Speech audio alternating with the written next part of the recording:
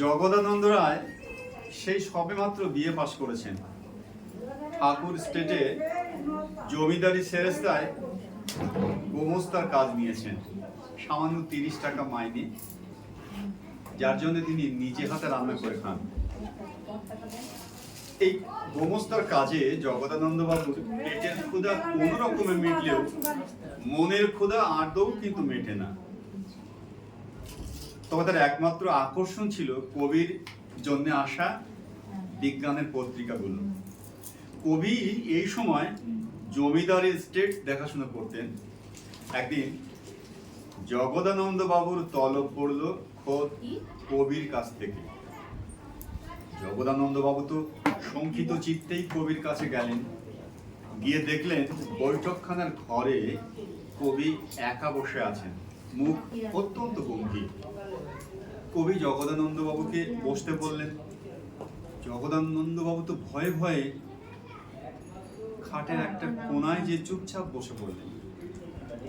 এবার কবি বললেন, দেখুন জগদানন্দ বাবু, আপনাকে দিয়ে জমিদারির কাজ চলবে না দেখছি।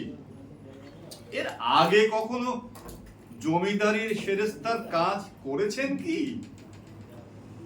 জগদানন্দ বাবু ভয়ে ভয়ে উত্তর দিলেন, আগে না।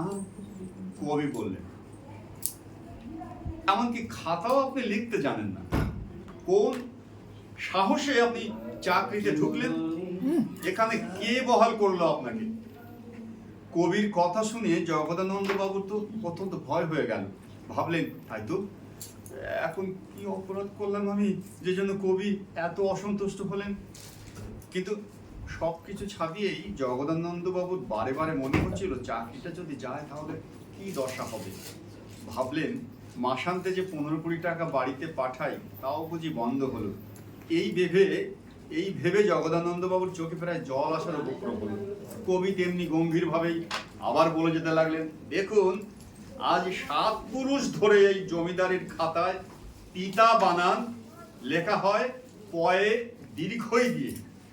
আপনি এসেই তাকে বদলে লিখলেন কিনা পয়ে রস্যই, তারপর চিরদিন লেখা হচ্ছে গৃহীতা, আপনি এসে লিখলেন গ্রহীতা। কাজেই আপনাকে দিয়ে জমিদারির কাজ হওয়াটা তো অসম্ভব।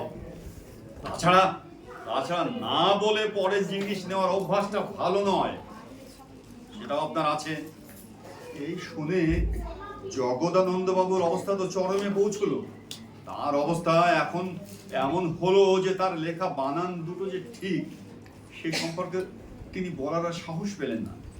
কবি বলেই যেতে লাগলেন, কাজেই জমিদারির সেরেস্তার কাজে আপনার জবাব হয়ে গেল।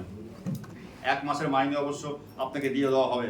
আর সত্যি আপনি এই কাজের একদম অনুপযুক্ত। আর শুনেছি আপনি নাকি দিন রাত্রি বই পড়েন। হ্যাঁ, তা আপনার মন যদি পড়ায় থাকে তাহলে এই কাজ আপনি করবেন কি করে?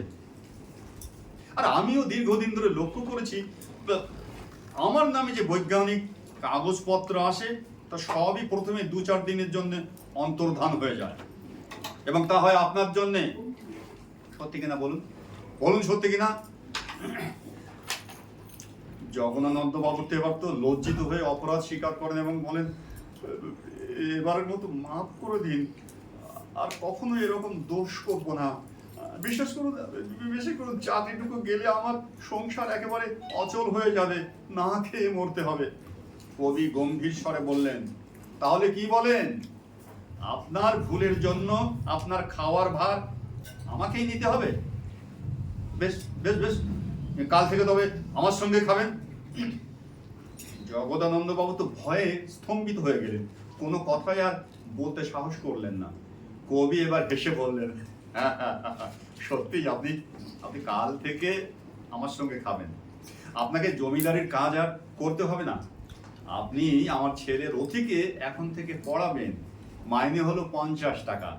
এই রথিকে পয়ে দীর্ঘইকার দিয়ে পিতা বানান আমিও শেখাতে চাই না। হ্যাঁ, আরেকটা কথা, আপনি একটা কাজ করতে হবে কিন্তু আপনাকে, ঠিক ছোট ছেলেদের উপযোগী করে বিজ্ঞানের বিষয় লিখতে শুরু করে দিন। আমার সমস্ত লাইব্রেরি খোলা রইল আপনার জন্য। তাছাড়া যখন যা বই দরকার আমাকে জানাবেন, আমি সবই আপনাকে দেব। অতিরিক্ত আনন্দ হলে অনেক সময় মানুষের কথা বলার ক্ষমতা লোপ পেয়ে যায়।